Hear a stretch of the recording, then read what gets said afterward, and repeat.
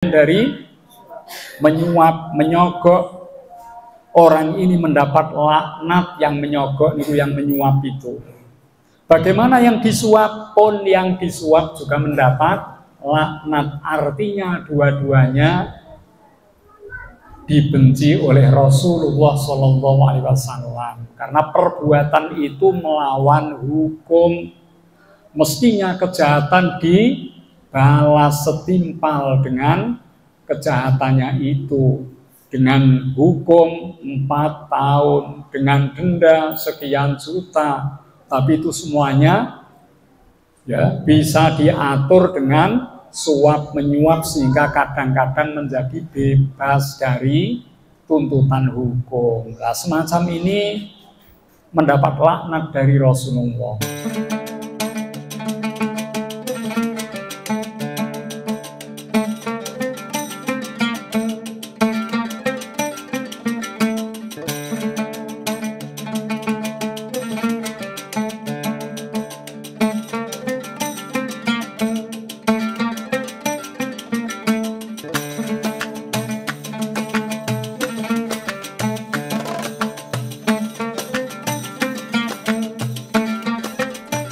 Assalamualaikum warahmatullahi wabarakatuh.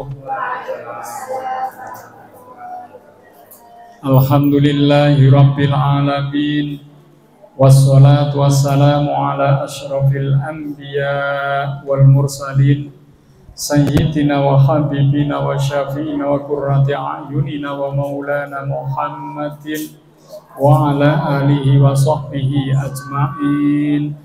Rabbi shrahli sadri wa yassirli amri wahlul 'uqdatam min lisani yafqahu qawli bi rahmatika ya arhamar rahimin. Wala haula wala quwwata illa billahil aliyyil azim. Amma ba'du.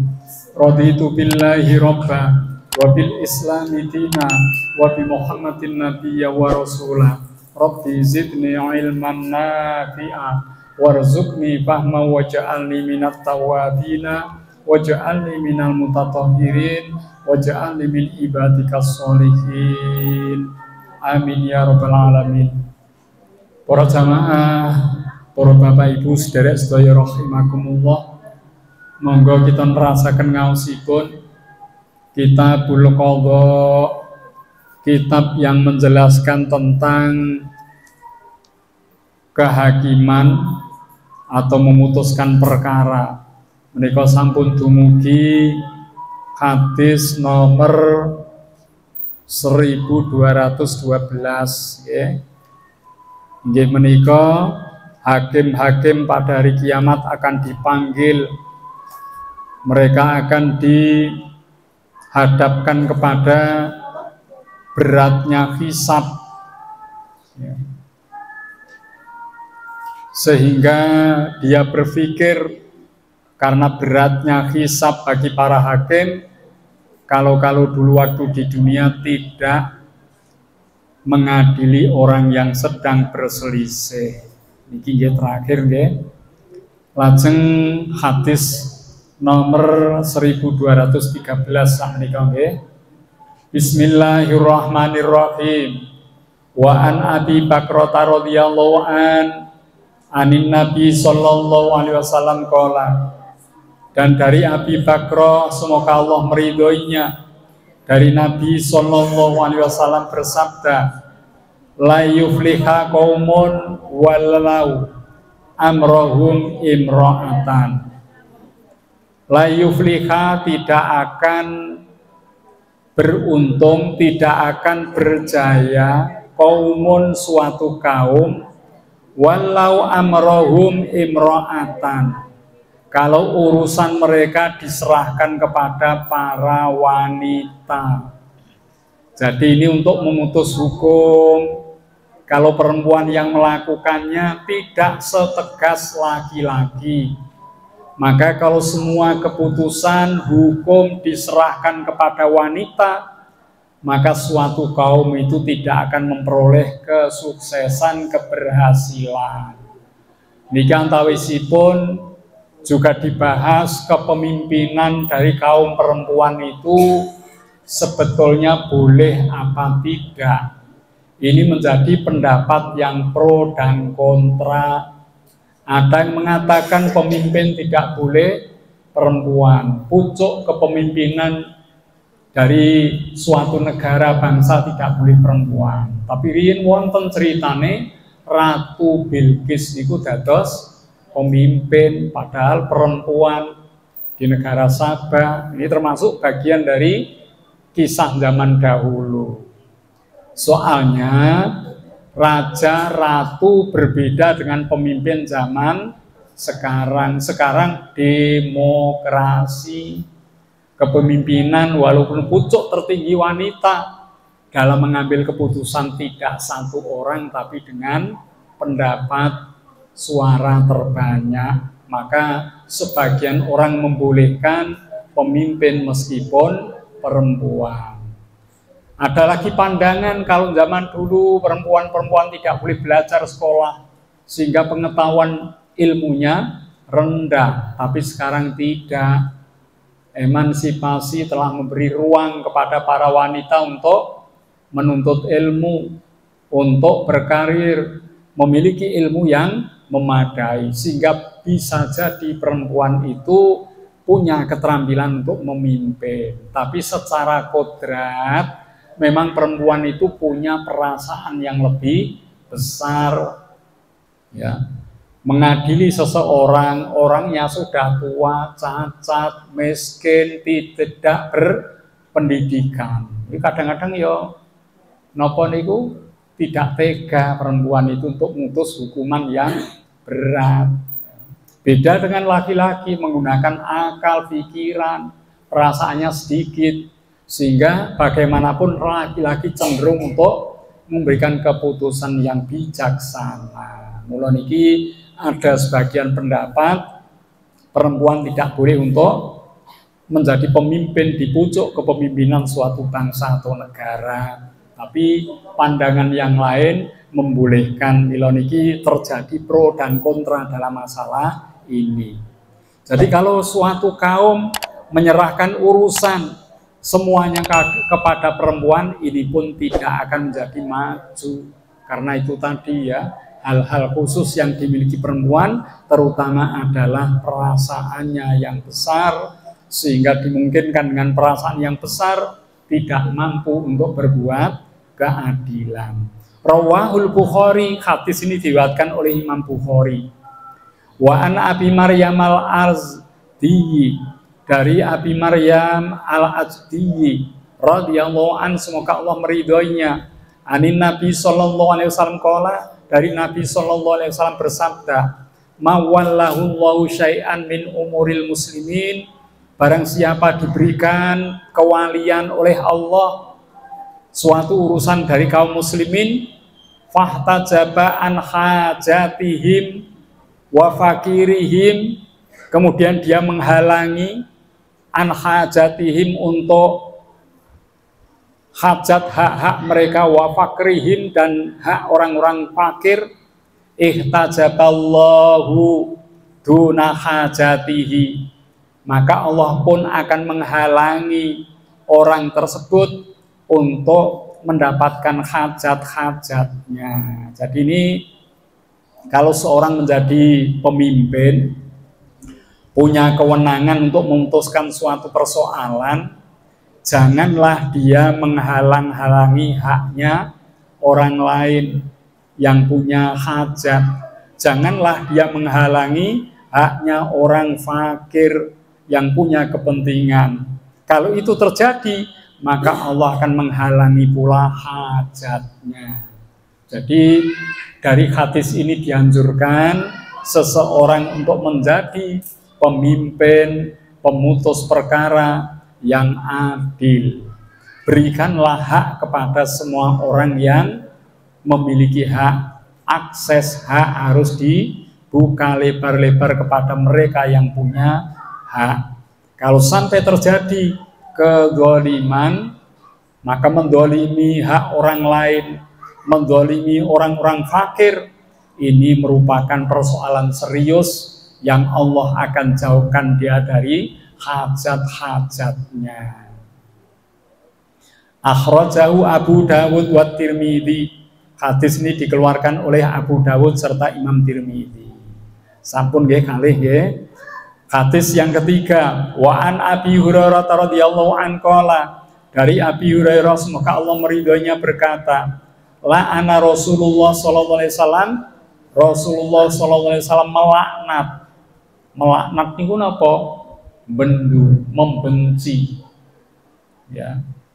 Ar-rasi wal murtasi fil hukmi, orang yang menyuap dan orang yang disuap fil hukmi ing dalam masalah hukum. Misalnya telah diputuskan hakim, seseorang dihukum 4 tahun, datanglah keluarganya, sudahlah diberi keringanan separuhnya saja, maka saya bisa membantu sekian jumlah uang yang diserahkan. Jadi ini termasuk bagian dari menyuap, menyogok. Orang ini mendapat laknat, yang menyogok itu yang menyuap itu. Bagaimana yang disuap pun yang disuap juga mendapat laknat. Artinya dua-duanya dibenci oleh Rasulullah SAW karena perbuatan itu melawan hukum. Mestinya kejahatan dibalas setimpal dengan kejahatannya itu, dengan hukum 4 tahun, dengan denda sekian juta. Tapi itu semuanya ya bisa diatur dengan suap menyuap sehingga kadang-kadang menjadi bebas dari tuntutan hukum. Nah, semacam ini mendapat laknat dari Rasulullah. Bagaimana kalau seorang mencari pekerjaan dan menyuap supaya mendapat job jabatan, bisa diangkat pegawai negeri, ini yang menyuap dan yang disuap termasuk mendapat laknat. Cobi dipun perhatosaken menawi kula njenengan gadah putra putri sing cerdas, pinter, sudah sarjana, pinter niki. Nek ana seleksi PNS barangkali akan lolos karena pinter-pinter anake dhewe. Ternyata ana wong sing curang, anak edek niku ya lulus S1 sarjana tapi bodoh. Mungkin ijazahnya palsu. Melamar pegawai negeri mergo duwe napa niki bondo kathah, akhirnya bayar kepada seorang panitia agar supaya diterima. Ya, dengan sejumlah uang yang bisa sampai 100 juta, 150 juta menjadi pegawai negeri. Nah ini kan akhirnya gimana? Karena orang itu telah diterima, dia mendapatkan jobnya, pekerjaannya, tempatnya, akhirnya yang pinter, yang pandai tergeser. Itu kan merugikan orang lain. Maka semacam ini perbuatan yang tidak dibenarkan oleh syariat Islam. Mula kados kula jenengan sakniki nggih zamane ngeten menika dianggep lumrah. Nek ra nyogok ora ketampa. Ya, ngeten iki pripun? Kula panjenengan sampun ngantos nderek-nderek nerjang peraturan syariat. Ya. Tidak harus pegawai negeri. Mungkin wira swasta bisa melebihi suksesnya pegawai negeri. Ya, ngoten niku. Tidak harus abri polisi, kadang-kadang jadi abri polisi. Saniki nek bayar 150, 200 ketompo, nek mboten wis ora bakal ketompo. Misalnya ngoten niku nggih, panjenengan kula ya daftar, tak usah bayar. Kalau nggak diterima ya sudah cari yang lain. Sampun ngantos terjadi sogok menyogok. Niki rezekine mboten berkah. Mboten berkah. Lah kadung kados pundi kadung terlanjur saiki ketompo ya bayaran ya dipun kata-katai tobat sak anak turune ampun ngantos proses kados mboten terulang. Diperbanyak infak sedekahnya karena dulu pernah mengalami kesalahan. Lah niki wong haji mawon nggih ngoten nggih. Haji niku wonten sing nembe daftar dereng dangu berangkat. Karena mungkin ada channelnya, duwe wong jero, Niki nggih. Sing liyane ngenteni ngantos 3 dosa tahun ora berangkat-berangkat malah wis mati ora kok berhaji. Ada ribuan orang dengan membayar berlebih ya, maka visa haji yang dijual ilegal itu pun termasuk bagian dari suap menyuap. Kalau itu ada, kalau itu terjadi. Mula kula jenengan hati-hati di zaman yang telah banyak fitnah ini, jangan sampai kita terjerumus ke dalam perbuatan-perbuatan yang dilarang. Rawahu Ahmad wal arba'ah wa hasanahu Tirmidzi wa shahhahahu Ibnu Hibban walahu syahidun. Ini diriwayatkan Imam Ahmad, Imam Al-Arba'ah yang 4, dihasankan Tirmidzi, disahihkan Ibnu Hibban, walahu syahidun. Hadis ini punya penguat, punya syahid min hadis Abdillah bin Amr, dari hadis jalur Abdillah bin Amr. Indal arba'ati ilan Nasa'i, menurut Imam Al-Arba'ah kecuali Imam An-Nasa'i. Lan iki monggo para jamaah sedaya kula panjenengan bisa menghindari segala macam suap menyuap, sogok menyogok.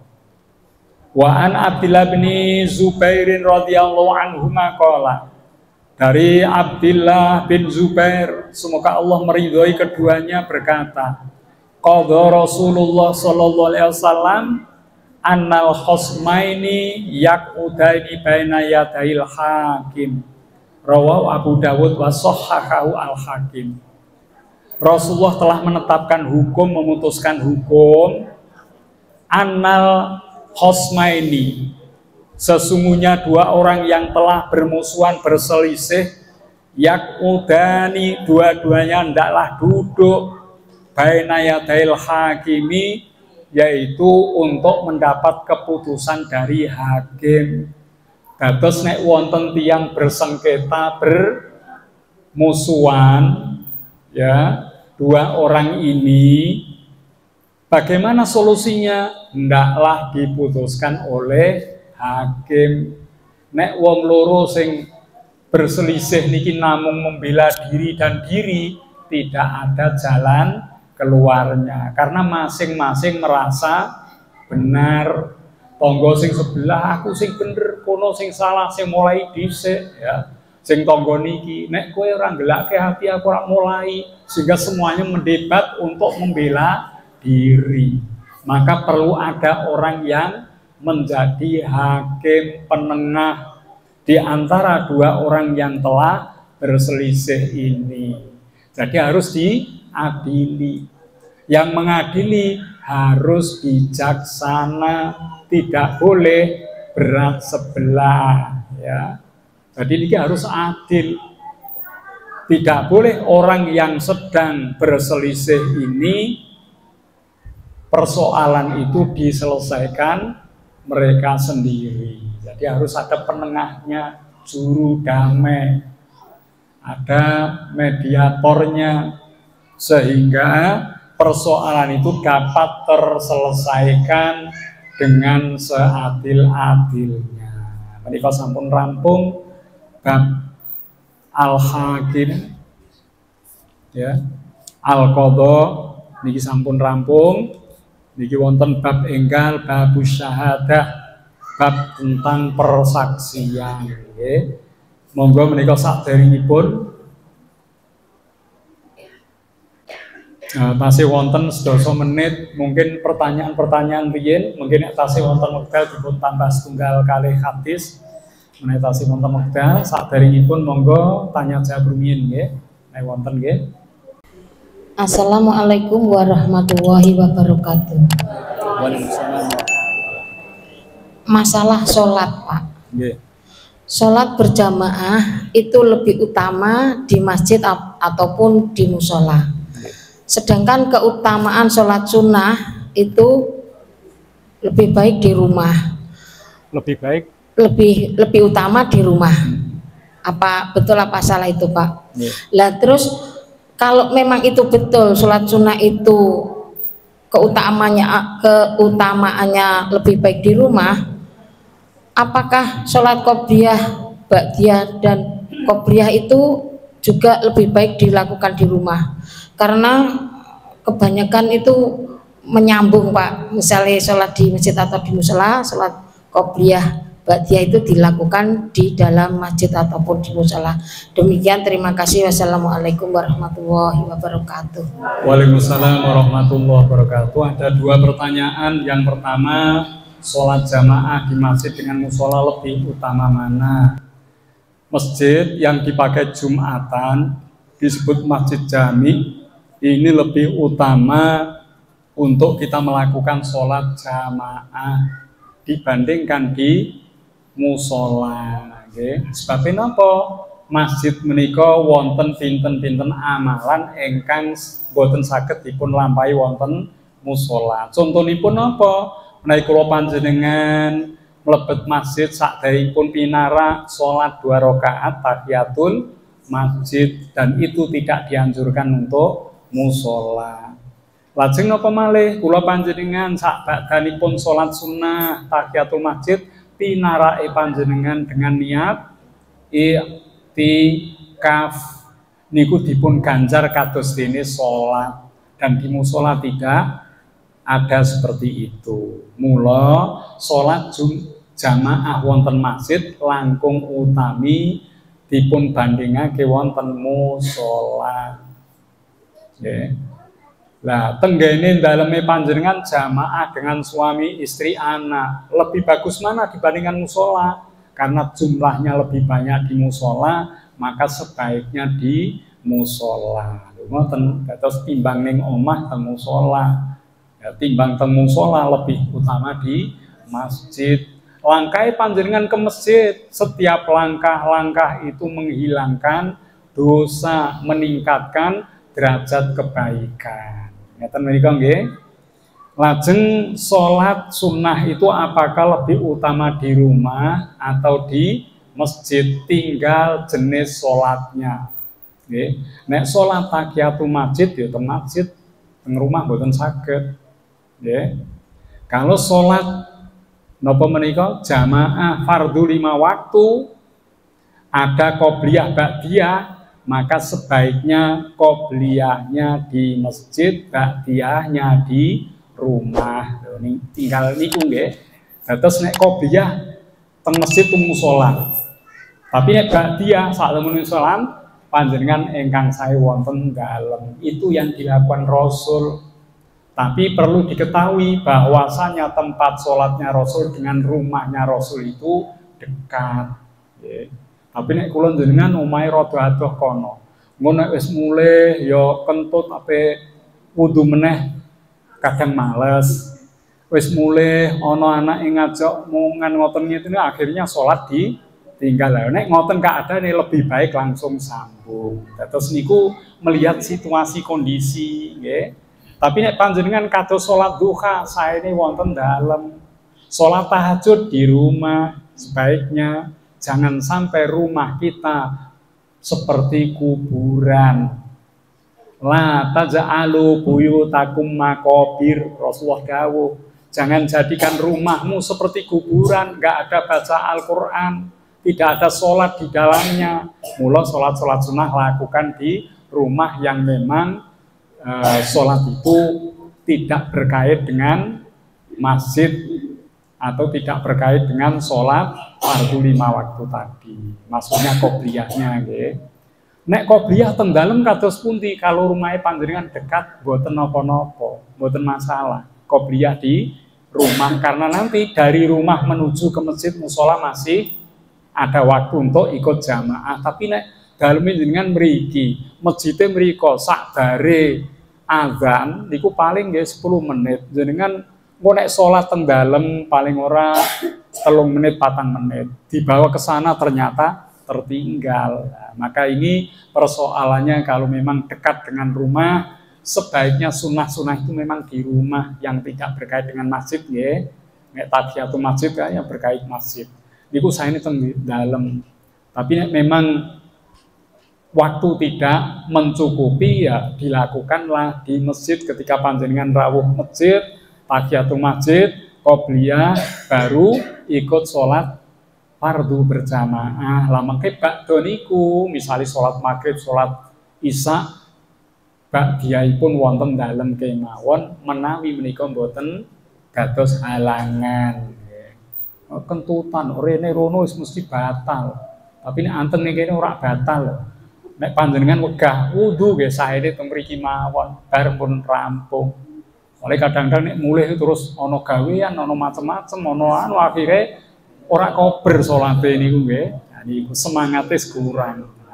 Dados ngoten nggih. Dikantaisipun 2 pertanyaan. Wonten malih sanesipun? Wis tambah sekedhik mboten napa-napa nggih soal ini pun bab baru. Babus syahadati, bab yang menjelaskan tentang persaksian.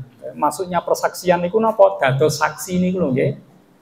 Niki nek kula panjenengan ana persoalan masalah teng kampung, misalnya kok ada pencurian, jenengan tahu yang mencuri yang mengambil. Kotak amal teng musala masjid ada yang mencuri, jenengan tahu yang mengambil. Lajeng panjenengan dados saksi. Lah ini ya, saksi ini yang dibahas, kesaksian seperti itu. Ya. Babus syahadati, bab yang menjelaskan tentang persaksian. Niki setunggal mawon. Tunggal napa kalih mungkin ya. An Zaid bin Khalid al-Juhaini radhiyallahu an. Dari Zaid bin Khalid al-Juhaini radhiyallahu an, semoga Allah meridhoinya.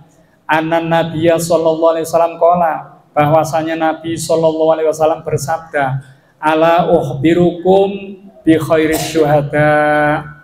Maukah aku beritahu orang yang menjadi saksi yang sebaik-baik saksi di antara kamu. Jadi Rasulullah menawarkan, maukah kamu saya beritahu saksi yang terbaik?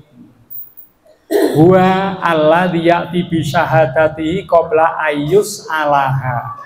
Rasulullah menjelaskan saksi yang baik itu adalah waladzi, dialah yang yakti datang bisyahadatihi dengan kesaksiannya qabla ayyus alaha, sebelum dia diminta.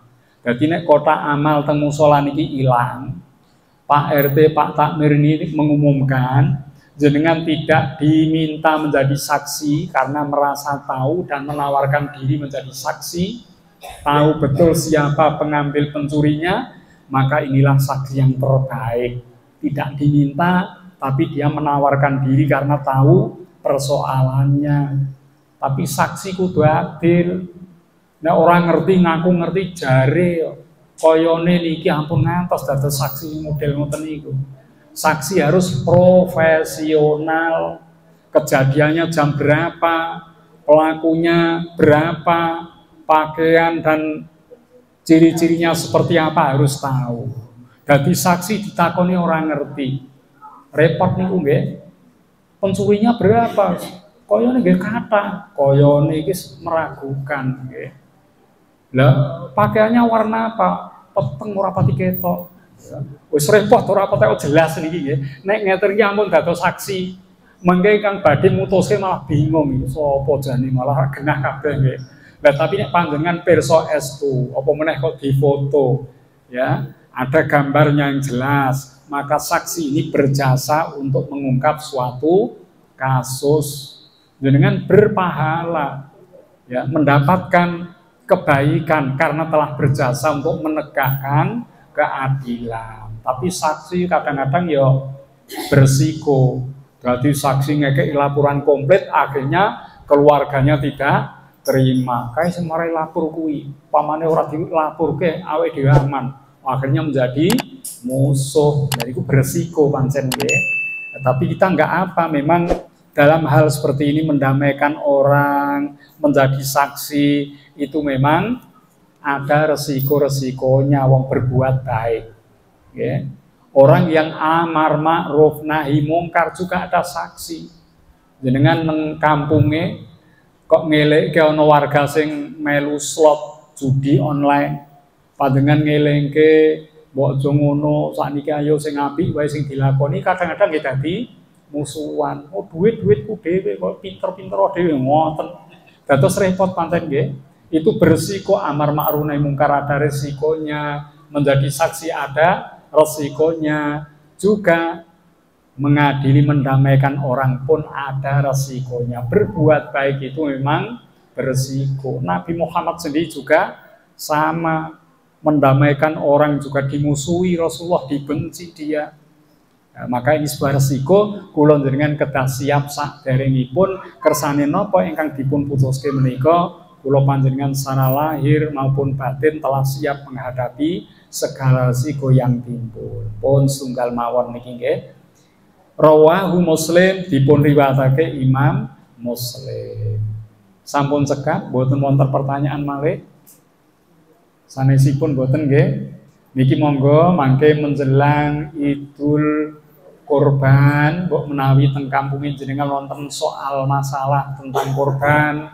Kadang-kadang pertanyaan itu sak sampune kurban nggih ditakokne. Saderenge monggo sing taun wingi wonten masalah persoalan ditangkleke kersanipun jelas sehingga pelaksanaan kurban di tempat kita masing-masing nanti harapannya berjalan dengan baik ya, tanpa masalah. Dan itu nggih. Kemudian juga jangan henti-hentinya mendoakan jamaah haji.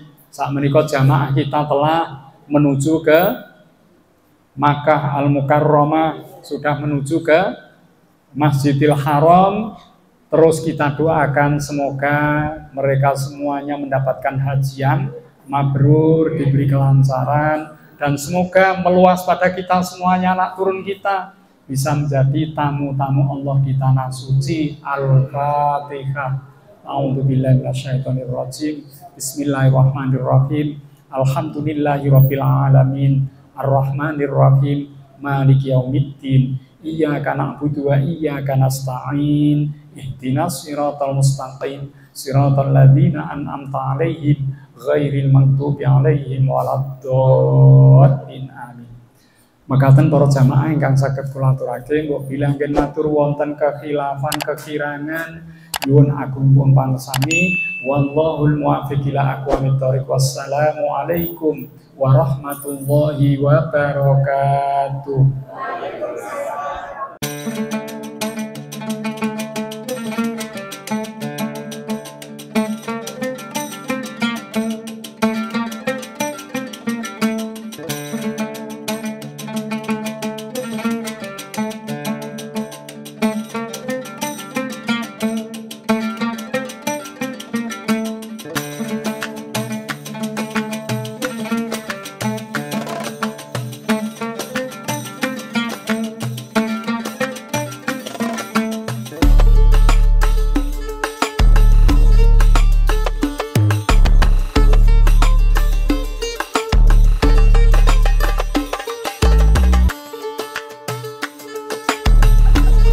Senyum yang manis, yang paling manis. 1, 2